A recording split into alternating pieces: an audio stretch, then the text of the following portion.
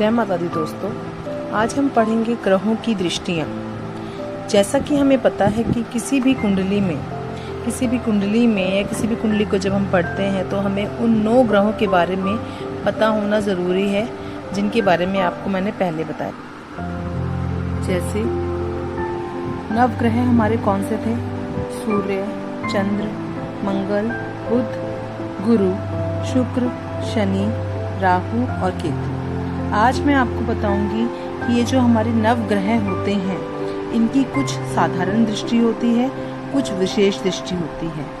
जैसे तो ग्रहों की दृष्टियों में हमने क्या देखा? एक होती है साधारण दृष्टि, एक होती है विशेष दृष्टि। साधारण दृष्टि जो होती है वो हर ग्रह की 7वीं दृष्टि जो होती है उसको हम साधारण दृष्टि कहते हैं, जो कि हर ग्रह की होती है।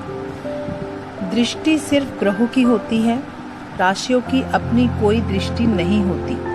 वो तो जिस भी भाव में बैठे होते हैं हम उसका ही वर्णन करते हैं, उसके द्वारा ही देखते हैं, राशियों की विशेषताओं के द्वारा। लेकिन दृष्टि जो होती है वो हमेशा किसकी होती है? ग्रहों की होती है। इसमें आज हम पहले पढ़ेंगे ग्रहों की दृष्टियों में पहली दृष्टि जो होती है वो होती है साधारण दृष्टि। साधारण दृष्टि क्या होती है?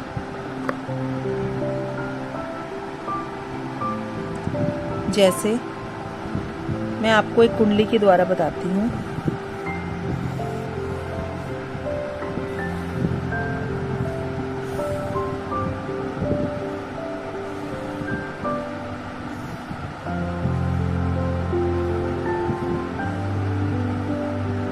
अब जैसे मैंने एक ये कुंडली बनाई है जो कि सिंह लगन की है।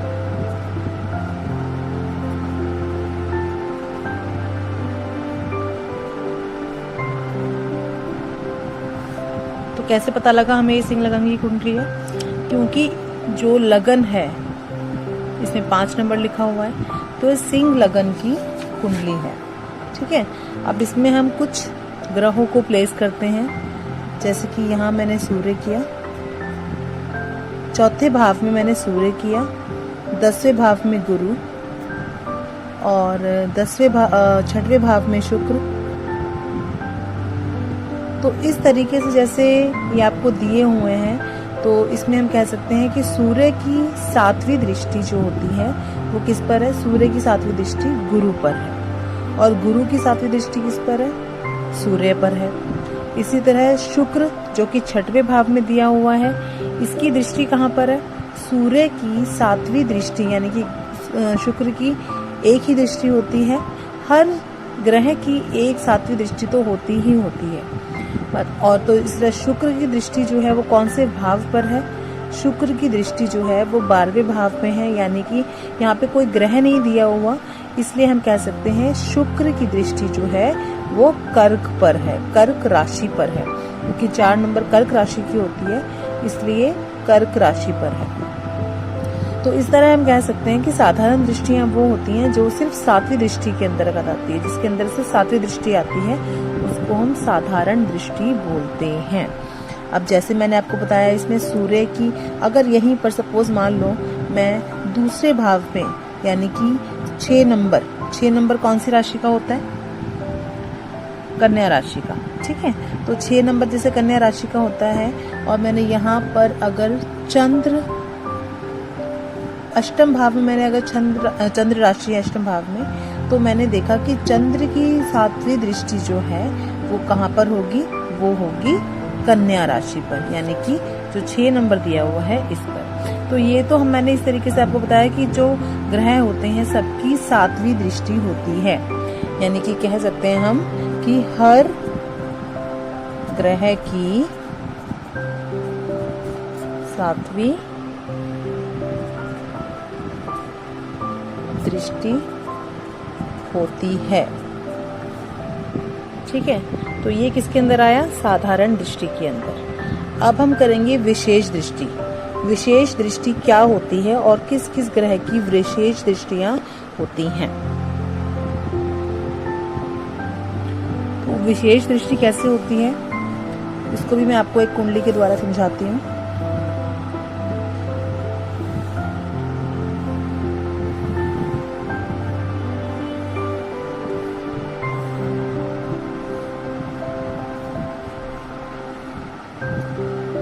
मैंने अब ये जो एक कुंडली बनाई है, ये मैंने बनाई है 8, यानी कि वृश्चिक लगन की 8 नंबर, क्योंकि वृश्चिक राशि का होता है, तो वृश्चिक राशि जो है उसकी बनाई है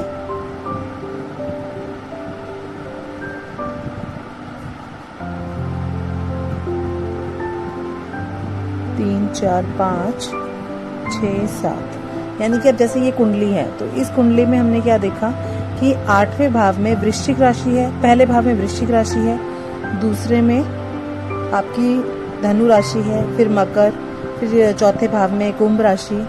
तो इस तरीके से हमने राशियों को प्लेस किया हुआ है। अब जैसे मैंने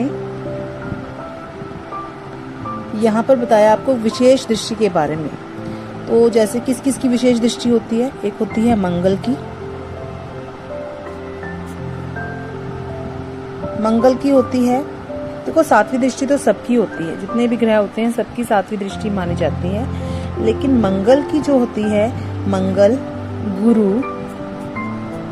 और आपका है शनि, इन तीनों ग्रहों को कुछ विशेष राशियां दी गई हैं। 7वीं राशि तो इनकी भी है, लेकिन इनकी कुछ विशेष राशियां दी गई हैं, जैसे कि मंगल को 7 के साथ साथ 7वीं जो दृष्टि होती है वो तो मिली ही हुई है, लेकिन साथ ही मंगल को जो है वो 4थी दृष्टि और 8वीं दृष्टि, ठीक है। गुरु को 5वीं दृष्टि और 9वीं दृष्टि, शनि को 3री दृष्टि और 10वीं दृष्टि। तो मतलब शनि, मंगल और गुरु, इनकी जो होती हैं, इन तीनों ग्रहों को विशेष राशियां, विशेष दृष्टि जो होती है वो प्राप्त होती है। अब जैसे मैंने ये जो कुंडली बनाई है, इसमें हमने क्या देखा कि कुंडली में अब सपोज मान लो मैंने यहाँ पर मंगल को बिठा दिया, मंगल ये, ठीक है।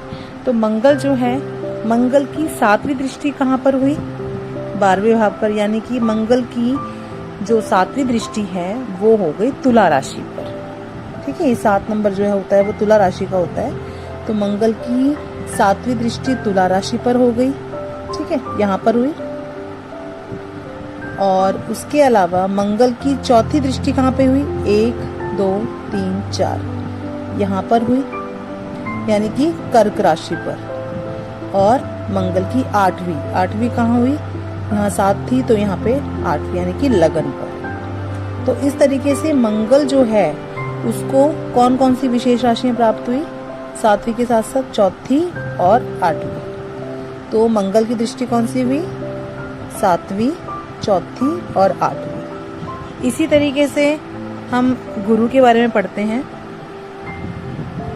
तो इस तरह मैंने अब लगन में, यानी कि लगन में जो है वो मैंने गुरु को बिठाया पहले भाग में। तो गुरु की 7वीं दृष्टि कहाँ पर होगी, गुरु की 7वीं दृष्टि होगी 7म भाव पर, यानी कि वृष राशि पर 7वीं हो गई। इसके अलावा मैंने आपको बताया कि गुरु की 5वीं और 9वीं विशेष दृष्टियां होती हैं। तो गुरु की 5वीं कहाँ होगी, 1 2 3 4 5, यानी कि 5म भाव पर, यानी कि मीन राशि पर जो है गुरु की 5वीं दृष्टि होगी। गुरु की 9वीं दृष्टि कहाँ होगी, 5 के बाद 6 7 8 9, तो यहाँ पर आ गई गुरु की 9वीं दृष्टि। तो गुरु की कौन कौन सी दृष्टियाँ हुई, गुरु की दृष्टि हुई 5 7 और 9।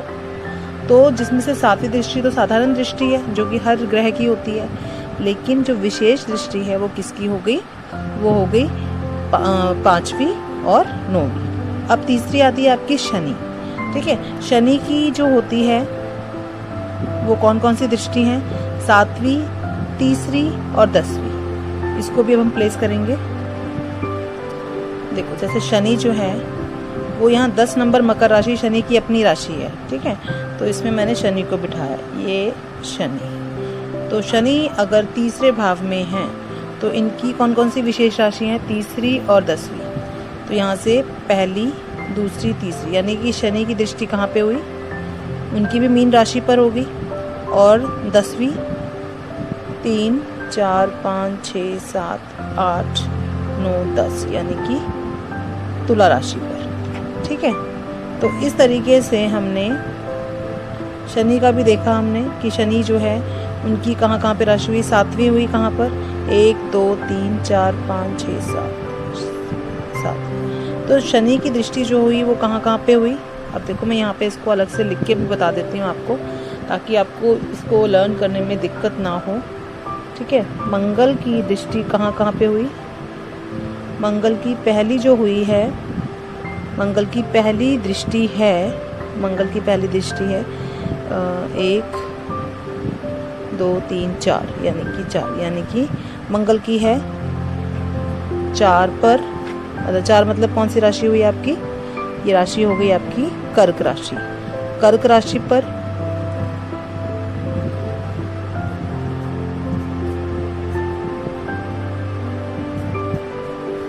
और कहाँ हुई, 7वीं, मंगल की 7वीं दृष्टि हो गई तुला राशि पर।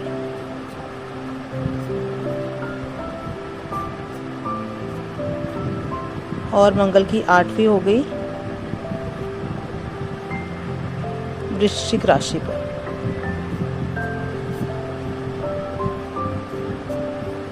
तो मंगल की दृष्टि जो है वो इस कुंडली में किस किस पर हुई, कर्क राशि पर, तुला राशि पर और वृश्चिक राशि पर। क्योंकि मंगल की जो विशेष दृष्टि है वो 4थी और 8वीं है, और 7वीं जो है वो उसकी साधारण राशि है। इसी तरीके से गुरु की भी है।